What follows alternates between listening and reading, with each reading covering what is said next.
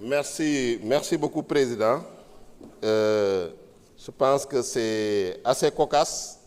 puisque c'est ceux qui avaient boycotté le dernier passage du Premier ministre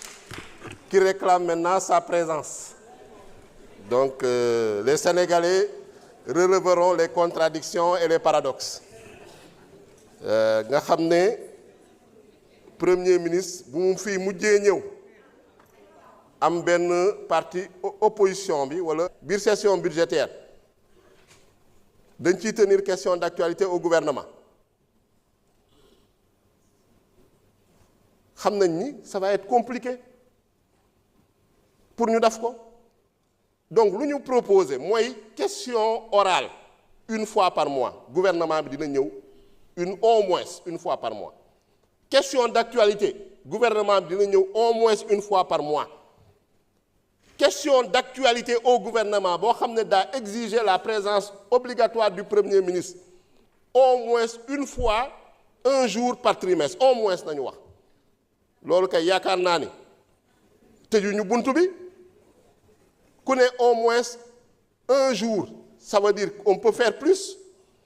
loolu français la te yaakaar naa ni tey soo leen xoolee en termes de ñun suñu possibilité pour indi fi gouvernement parce que ñun si loolu nañu war a dem tey l'article 44 pendant la session budgétaire on nous dit au plus tard le 1er juin de chaque année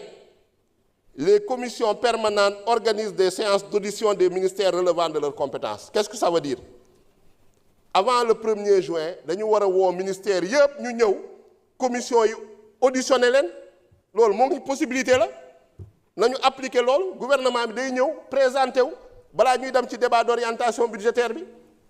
c'est l'article 44 moo ngi suñu règlement intérieur te loolu am nañu yéene appliquer ko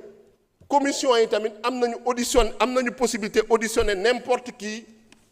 parmi les membres de l'exécutif loolu tamit moo ngi suñu règlement intérieur soo demee à l'article 47 donc mun nañu wax ni les possibilités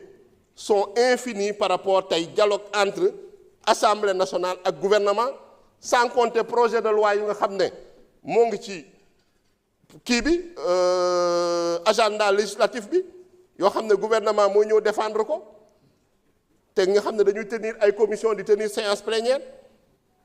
donc pour man je pense que il faut pas qu'on reste rigide il faut pas qu'on reste également fermé il faut que ñu dem vers plus d'ouverture et vers plus de réalisme parce que l'objectif c'est de respecter le règlement intérieur te en l'occurrence dispositions yi nu ñu ko tëggee ne nous permettent pas de respecter le règlement intérieur ñu xam ne